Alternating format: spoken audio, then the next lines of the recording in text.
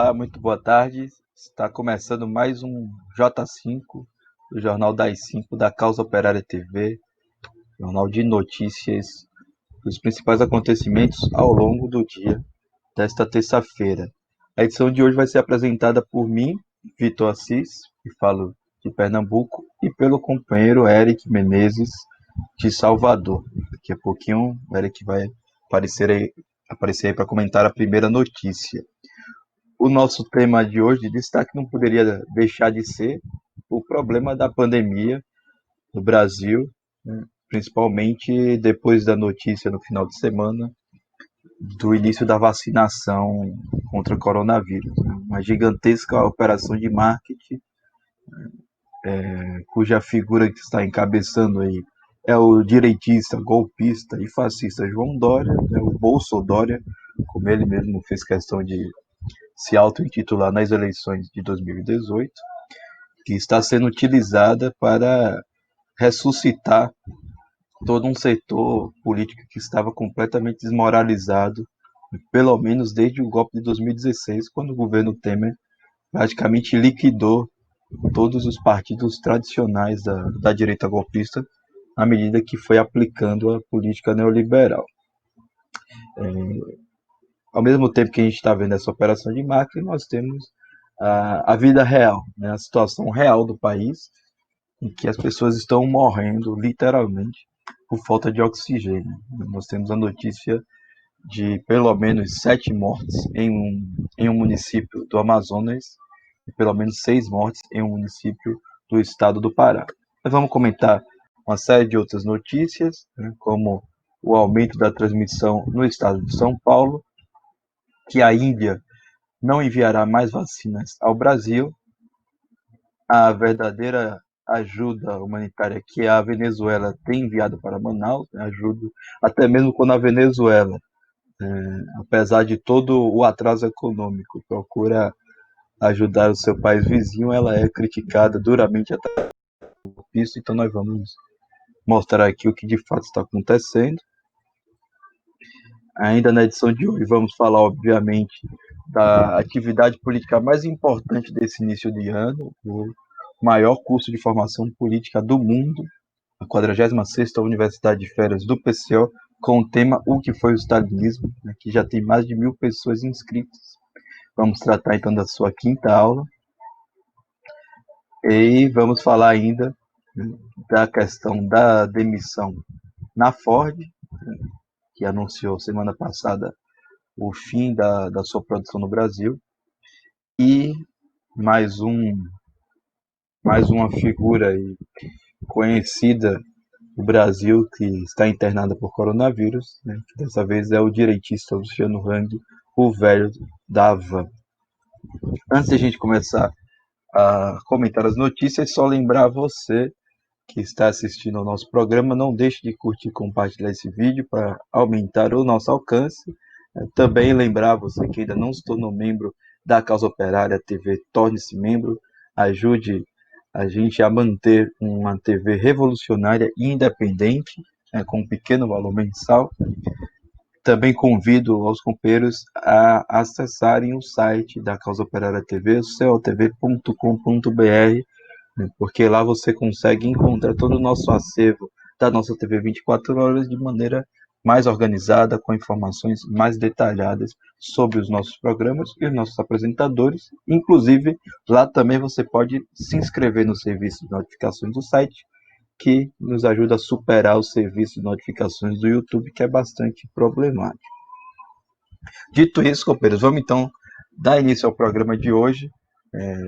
Queria convidar o companheiro Eric para comentar nossa primeira notícia, que é que a taxa de transmissão do coronavírus, da Covid-19, está crescendo em todo o estado de São Paulo.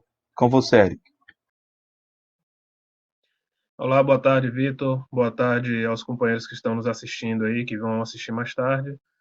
De fato, esse dado aí, né?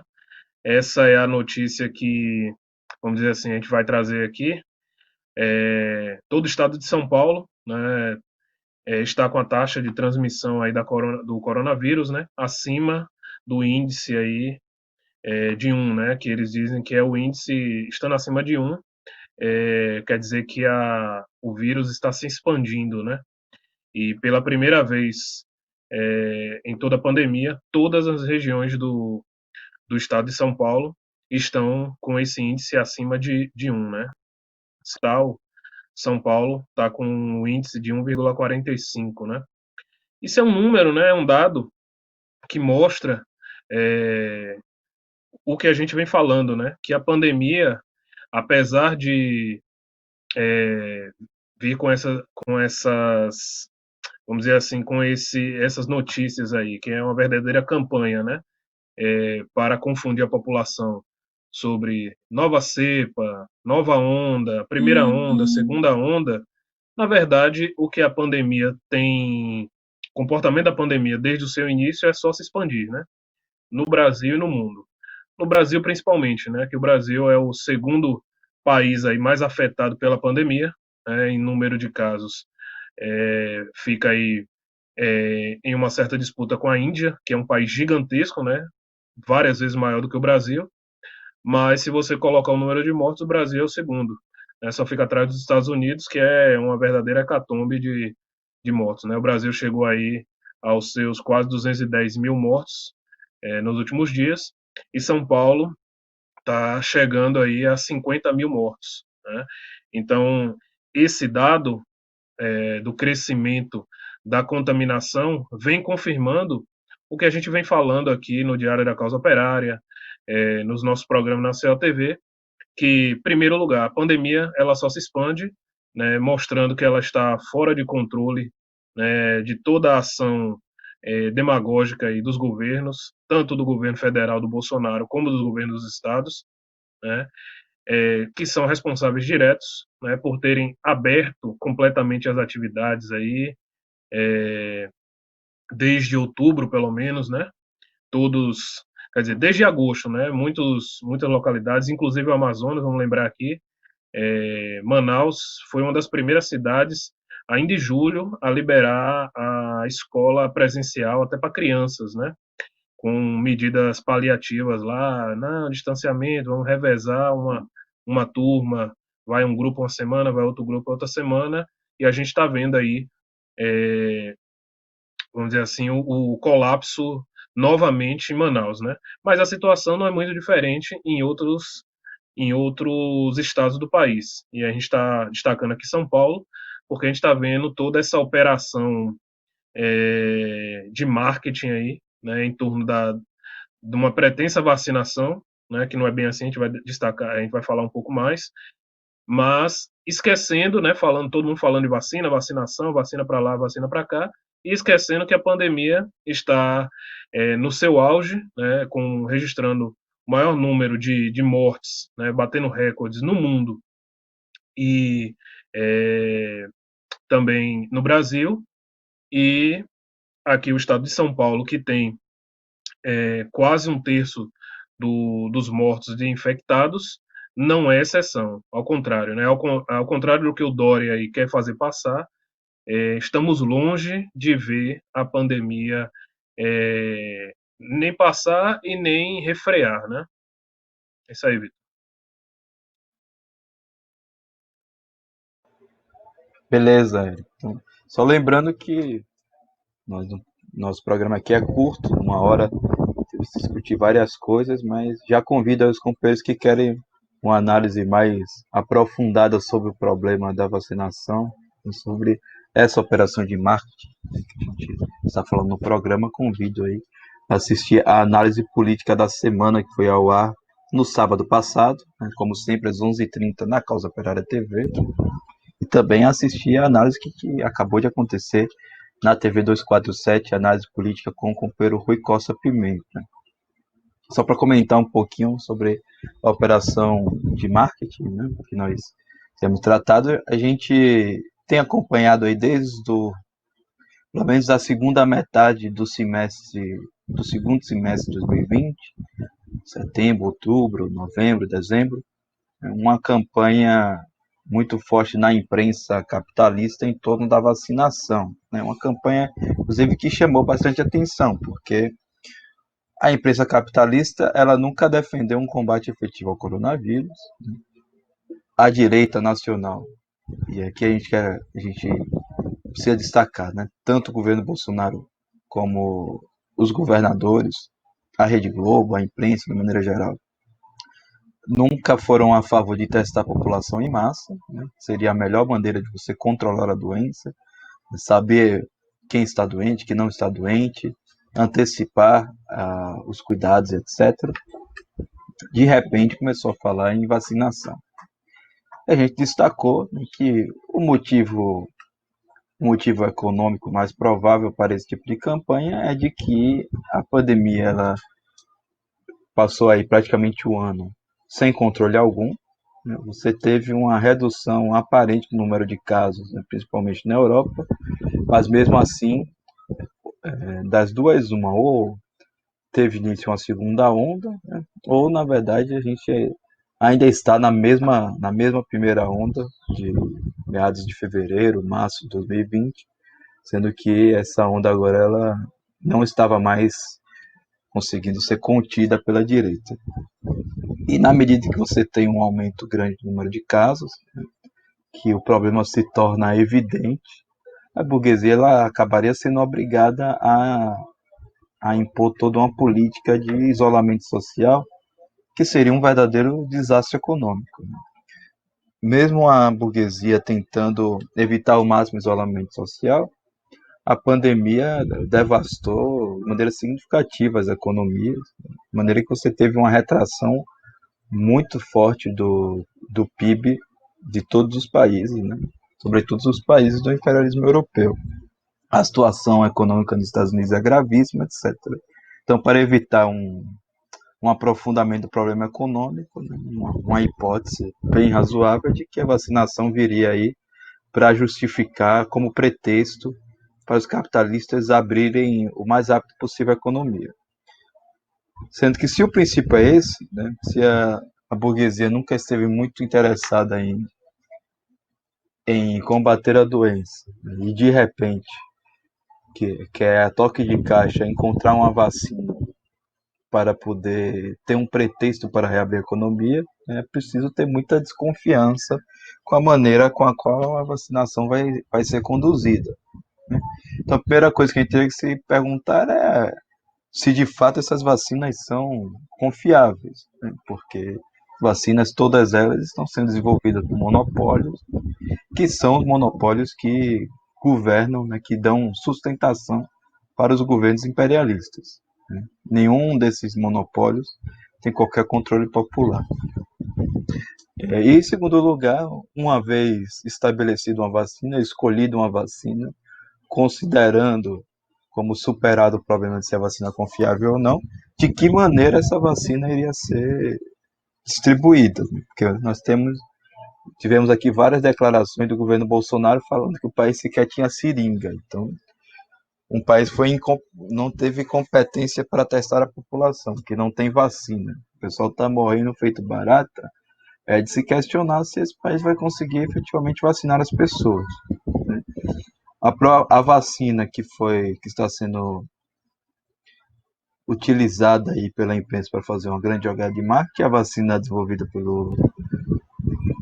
impulsionada, digamos assim, né, pelo aparato estatal do PSDB em São Paulo, pelo João Dória, que é uma vacina que apresentou uma série de problemas, além de ser mais cara.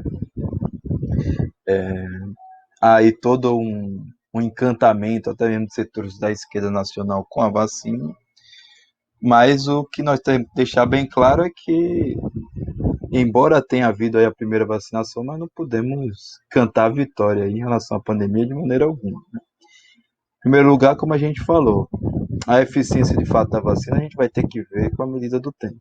Em segundo lugar, porque ninguém sabe ao certo quantas pessoas vão ser vacinadas e como elas vão ser vacinadas, qual que é o prazo, quantas pessoas vão morrer até um plano de vacinação ser efetivamente cumprido.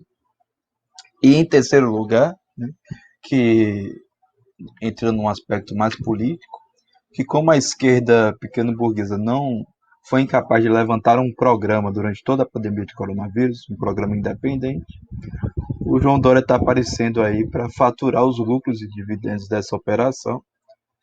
E o resultado político está sendo que o Dória está se favorecendo aí de uma vacina, de uma operação, né, que não vai cujo prejuízo para a população vai ser gigantesco, mas está se erguendo aí como uma grande liderança nacional contra o bolsonarismo, um enorme perigo. Enquanto tudo isso aí acontece, nós temos a situação real do Brasil, em que a população está literalmente morrendo. Aí porque aí já não é o caso de faltar vacina, é o caso de faltar oxigênio. A situação foi tão humilhante, mas recentemente, que o governo venezuelano, Nicolás Maduro, governo com o qual o, o governo Bolsonaro já ameaçou, inclusive, de travar uma guerra, né, um enfrentamento bélico, ele enviou ajuda para o norte do país, né, para o norte do Brasil, diante da situação catastrófica. Né? Enviou tanto cilindros de oxigênio como ajuda médica, efetivamente. Mesmo com os esforços, né, do governo Maduro, com a demagogia dos governadores do Nordeste que enviaram algum tipo de ajuda para tirar foto na imprensa, nós temos a notícia aqui de que pelo menos 7 pessoas morreram em uma única cidade do Amazonas, cidade de Coari. Notícia aqui de hoje.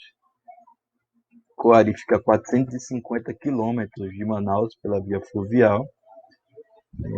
E, segundo a sua prefeitura, segundo nota divulgada hoje, nessa terça-feira, pelo menos 7 pacientes que estavam internados no hospital regional da cidade morreram por falta de oxigênio.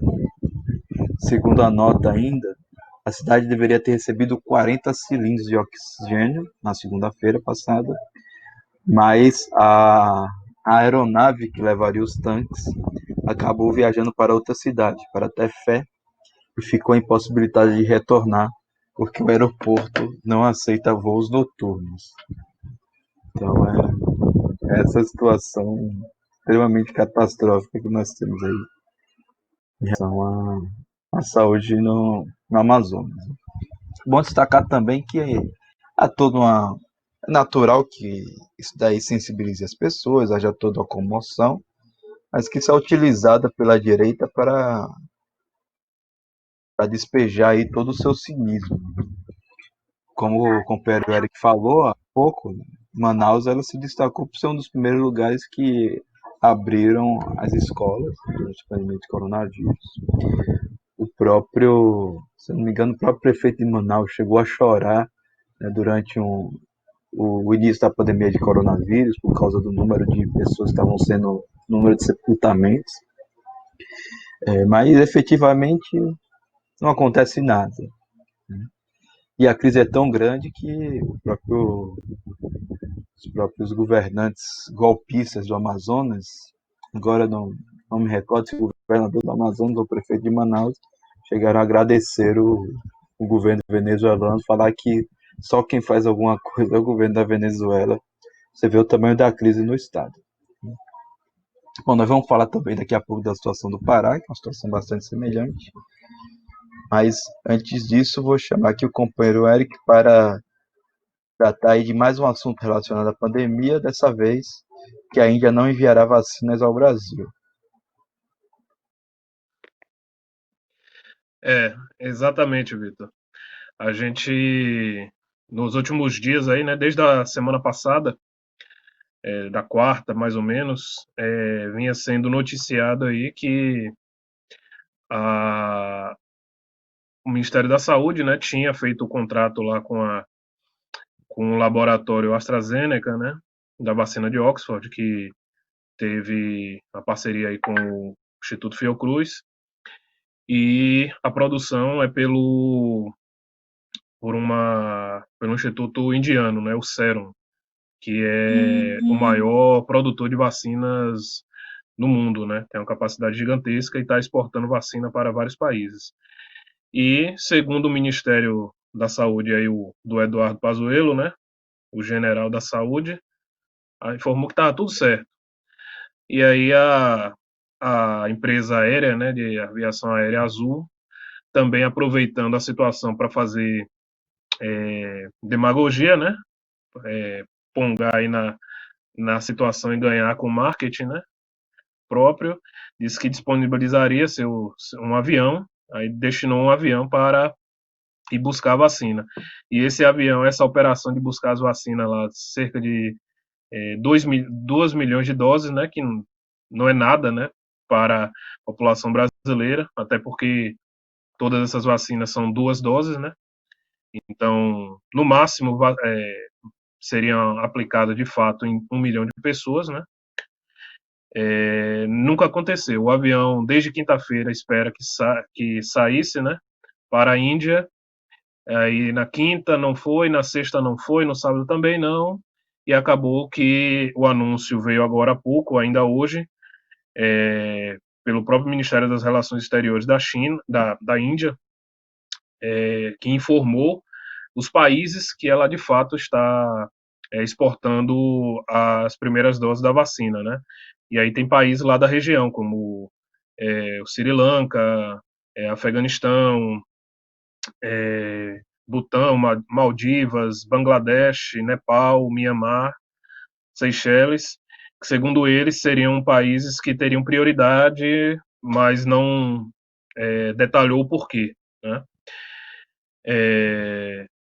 Agora, a gente não sabe o porquê também e tudo mais, mas a gente sabe que mostra aí o completo despreparo, né, do governo Bolsonaro e descaso, né, no tratamento da questão da vacina, né? Porque primeiro que a vacina deveria ter uma produção real no Brasil, né? Porque tem N laboratórios que poderiam fazer isso.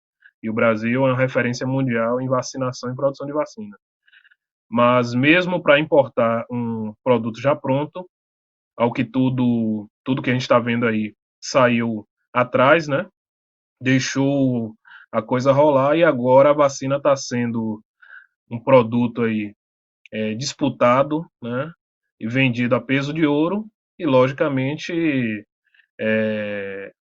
tem toda essa questão do valor e a disputa econômica aí, né? Então, o Brasil ficou para trás aí com a incompetência do Ministério da Saúde do Eduardo Pazuello e do Bolsonaro, como sempre, né?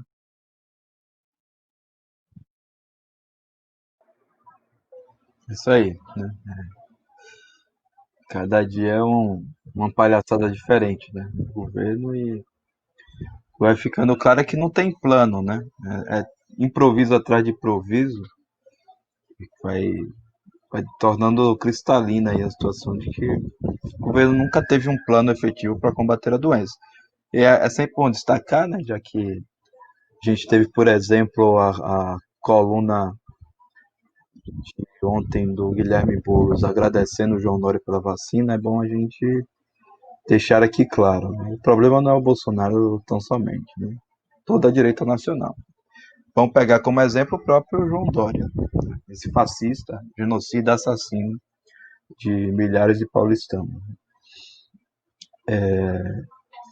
O grande plano do Dória foi o de esperar praticamente um ano para poder tirar da manga uma vacina e apresentar uma grande jogada de marketing, né? Inclusive escolheu aí uma mulher negra, enfermeira e tal, para ser sua primeira pessoa a receber a vacina, né?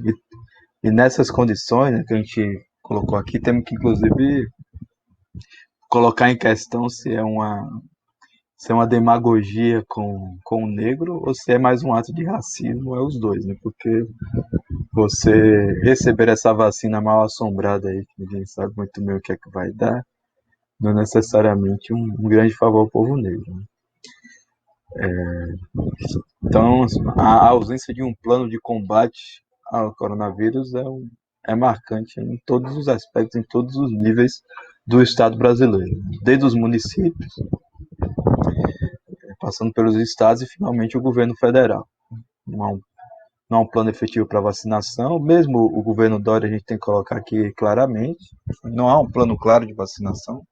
Ninguém sabe qual vai ser os próximos passos, quem vai ser vacinado, quem não vai ser vacinado.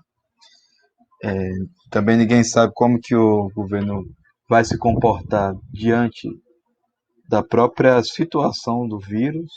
Aí vários relatos do problema das variantes do coronavírus. A gente tem que ver a população que reagir de alguma maneira à vacinação, como é que o governo vai lidar e etc. Dito isso, eu volto aí a uma situação semelhante que eu acabei de apresentar aqui no caso do, da cidade do Amazonas. Vamos agora para a fronteira do Amazonas, mas aqui, no caso, uma cidade do Pará, que apresentou aí a morte de 6 pessoas, também, olha só que novidade, pela falta de oxigênio.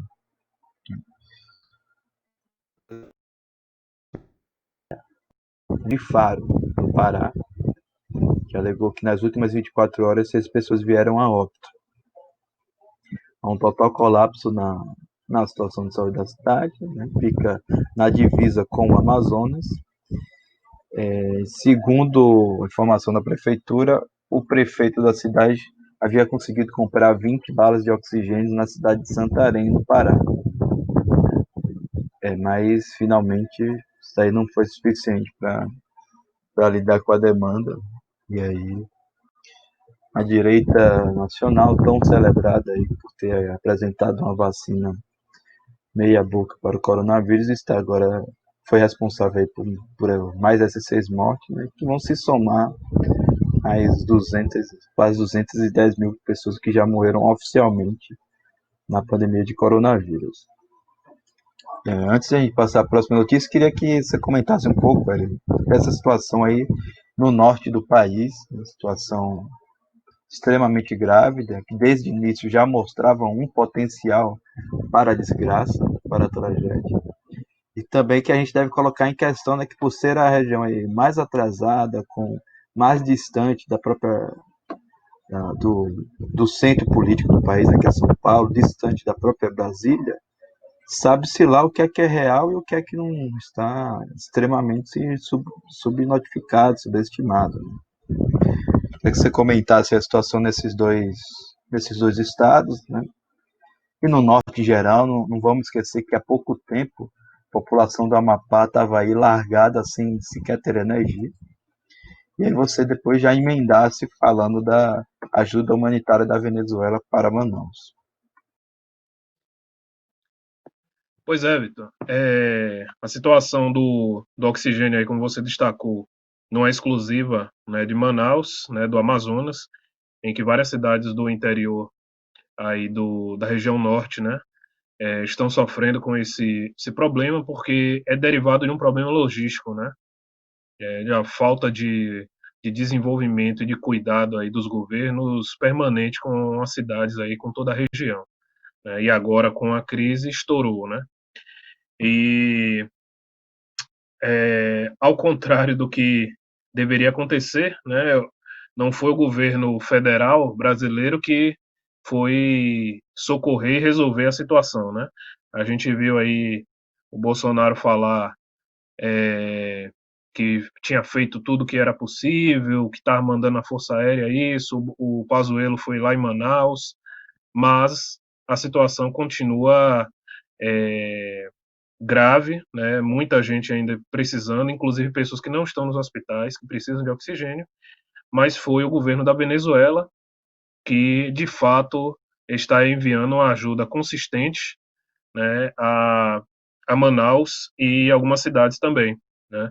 O presidente Nicolás Maduro, no domingo, informou que destinará cerca de 2/3 da produção de uma fábrica de oxigênio, né, desse oxigênio em cilindros, né, que fica localizada no estado próximo, né, é, esqueci o nome do estado aqui, Puerto Ordaz, né, é o nome da cidade, e já foram oito caminhões, né, de 80 mil litros cada um, já foram já cruzaram a fronteira do Brasil e provavelmente já deve ter chegado a Manaus, né? Eram cerca de 14 horas da fronteira até Manaus, né, por via terrestre.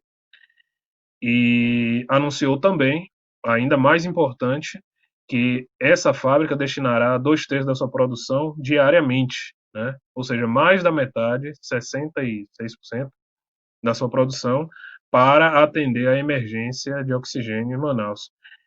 A produção tem os vídeos aí, a gente tem alguns vídeos, não sei se conseguiu. Se der, pode mostrar aí os vídeos da fábrica, o pessoal.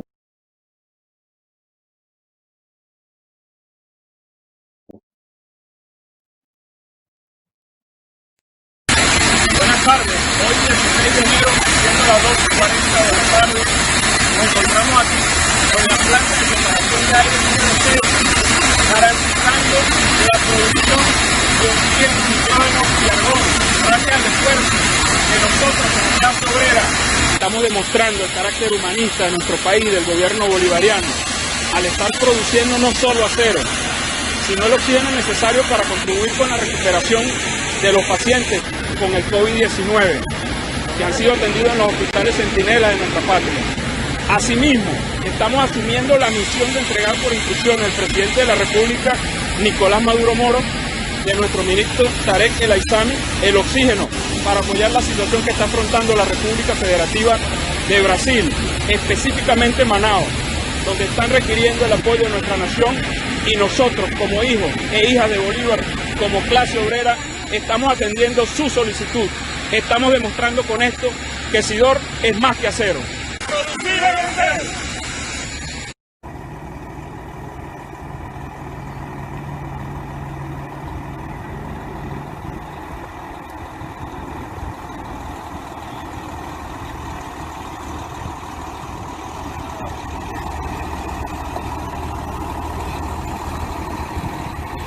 Agradecimento também ao governo venezuelano, ao nosso presidente Nicolás Maduro, juntamente com o chanceler Jorge Arriaza e toda a comissão, ao consulado. E estamos aqui para brindar apoio e ajudar aos nossos irmãos do Amazonas, em Manaus. Conte com a gente, estamos aqui para ajudar.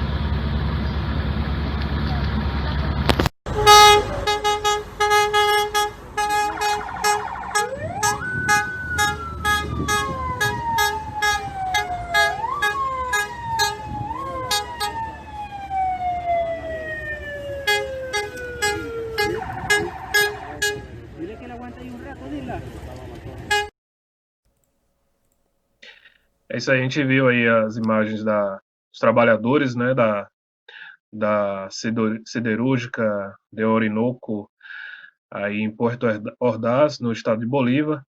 Esse vídeo dos caminhões saindo foi no domingo, né, na tarde do domingo, e já devem ter chegado em Manaus, né? É importante a gente mostrar isso aqui, os caminhões cruzando a fronteira e tudo mais, e ali também os médicos que foram formados pela Escola Latino-Americana de Medicina, né, que é um projeto, um programa bancado aí pela Venezuela, com apoio de Cuba também, que forma médicos de vários países, né, colombianos, brasileiros, pelo continente em todo, e destinou aí 107 médicos que já estão no Brasil para ajudar de fato em Manaus, né? Isso é uma ajuda humanitária de verdade, ao contrário da ajuda humanitária disfarçada de tentativa de golpe, que inclusive o governo Bolsonaro participou, né, ano passado, nessa mesma fronteira aí da Venezuela.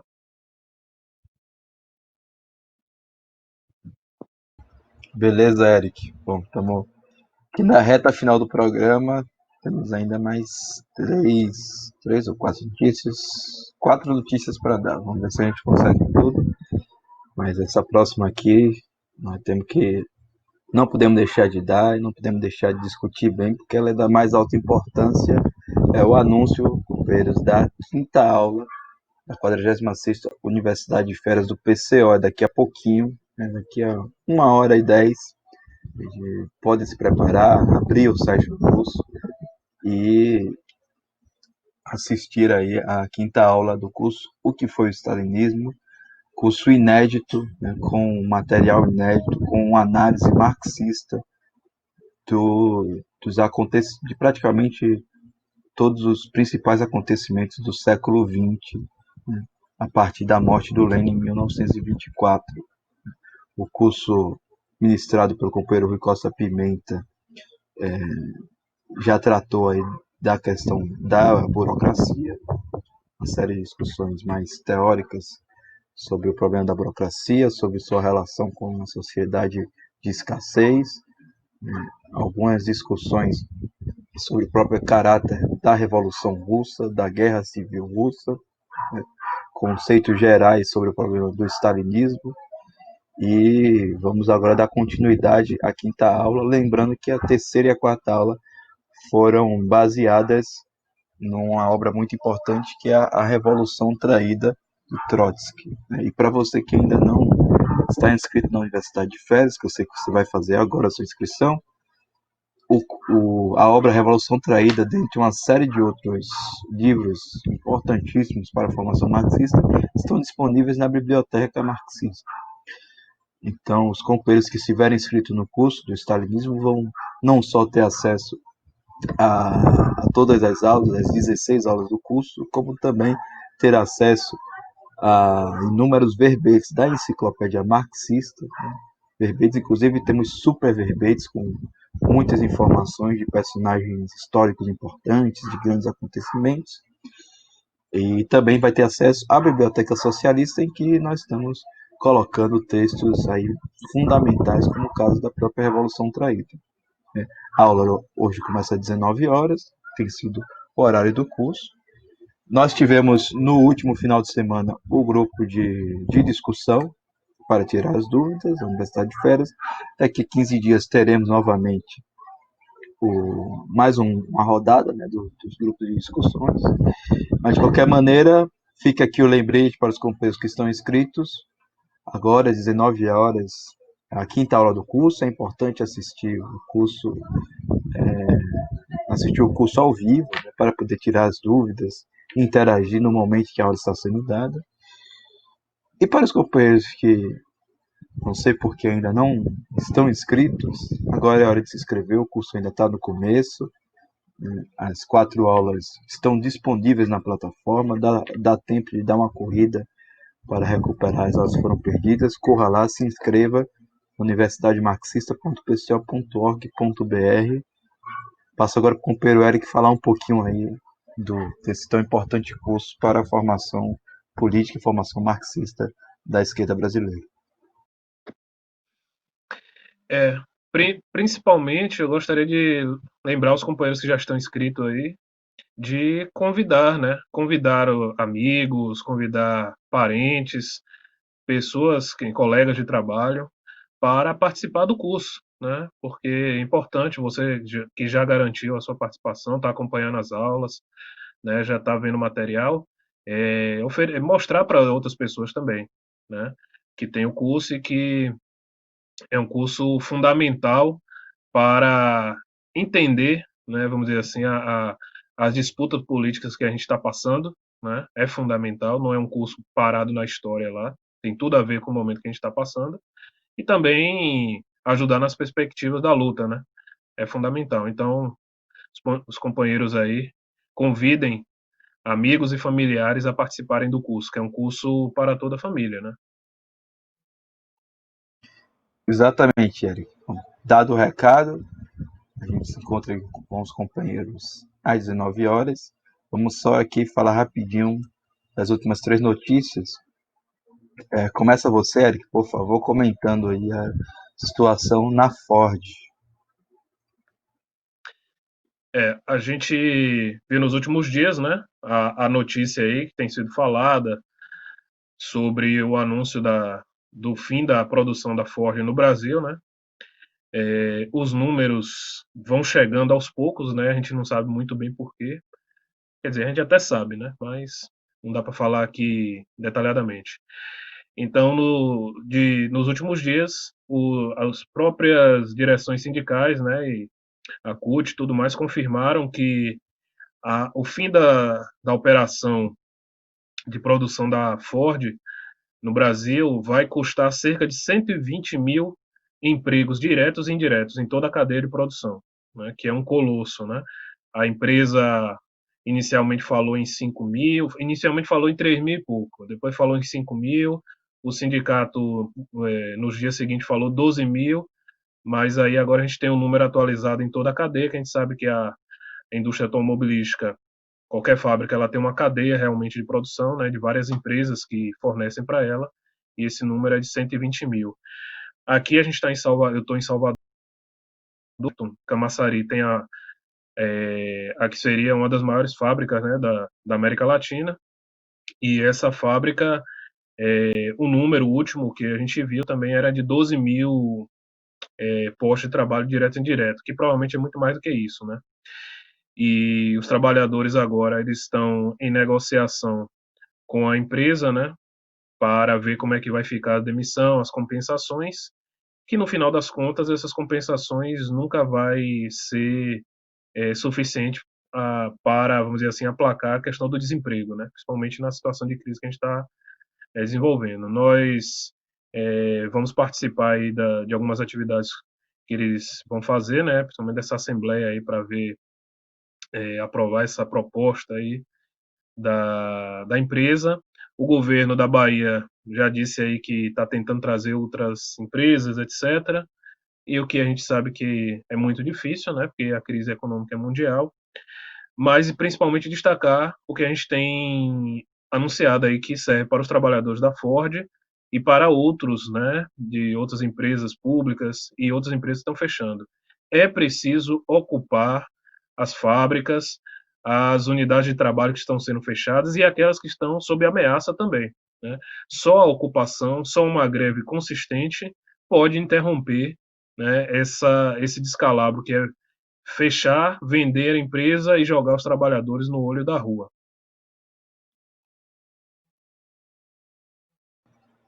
Isso aí, Ed. Preciso. Somente a mobilização é capaz de dar conta e de encontrar uma solução para todos os ataques que a burguesia, o imperialismo está desferindo contra os trabalhadores, né? É necessário, inclusive, contrapor essa política da ocupação das fábricas, de organizar os trabalhadores, à política capituladora, direitista, reacionária, de aliança com os golpistas, que é a política que a esquerda parlamentar como um todo está levando adiante na Câmara dos Deputados, apoiando Baleia Rossi, no Senado, apoiando o bolsonarista Rodrigo Pacheco. Inclusive, também é o tipo de política que a gente criticou durante o programa, de beijar os pés do João Dória por causa da vacina. Temos aqui mais duas notícias para a gente comentar rapidinho. Não vamos nem comentar, né? Mas só falar aqui. Um é de que o empresário bolsonarista Luciano Hang foi internado hoje com coronavírus. Quem que ainda não associou o nome à pessoa, Luciano Hang é o conhecido velho da Havan, um dos empresários mais ativos na propaganda bolsonarista e antipetista. Ele, no momento da última notícia, ele está ele está internado no Hospital Santa Maggiore da rede de hospitais privados de São Paulo. Luciano Hang tem 58 anos. A última notícia que nós iríamos comentar aqui é que há uma série de... A posse do novo presidente dos Estados Unidos, Joe Biden, está agendada para acontecer amanhã, né, e há uma série de notícias que chamam bastante atenção em torno da tensão crescente relacionada à sua posse. Nós vimos recentemente uma invasão do Congresso, né, invasão realizada por apoiadores do atual presidente Donald Trump, invasão organizada sobretudo pela extrema-direita, E em meio a essa tensão que demonstra a crise do regime imperialista, que demonstra que é inclusive a expressão do próprio fato que a eleição do Joe Biden foi uma eleição bastante forçada, né, com indícios de fraude, com grande manipulação, com investimento bilionário. Nós temos aí que a notícia, por exemplo, de que 12 agentes foram removidos da posse de Biden. Desses agentes, pelo menos 2 eram membros da Guarda Nacional e foram afastados por suspeita de eles serem ligados à extrema-direita e de eles tentarem aprontar alguma coisa quando Biden for tomar posse. A posse não vai ser diferente da posse tradicional, com milhares de pessoas presentes.